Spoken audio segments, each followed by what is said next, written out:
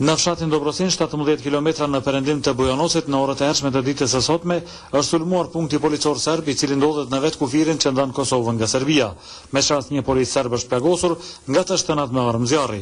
Zëdhënësi i policisë serbe në Vranj, Dragan Stamenković, incidentin e ka karakterizuar sulm terrorist i ardhur nga territori i Kosovës, ndërkohë që nuk ka dhënë informacione për autorët e mundshëm. Nga ana tjetër, përfaqësuesit politik shqiptar e kanë quajtur jo të rastësishëm edhe këtë incident. Sipas tyre, ngjashëm sikur me 4 maj, kur u arrestuan 8 shqiptar nga Bujanoci, pastaj më 17 maj kur për herë të parë u sulmua po ky punkt policor dhe incidenti i sotëm e kanë një qëllim të përbashkët: tensionimin e gjendjes dhe zbrazjen e luginës nga shqiptarët. Gjeshtë të tilla gjithnjë më tepër situatën e bëjnë edhe më të tensionuar në luginë Preshevës, ku e ka bërë kriza ekonomike, ku e ka bërë papunësia e qytetarëve, fillon më të qetë tension situata.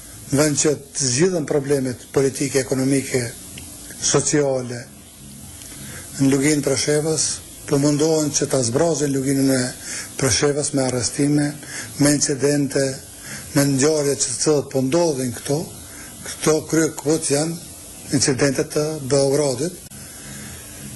Po mendoj se shqiptarët janë të vetëdijshëm. Këto incidentet që po ndodhin.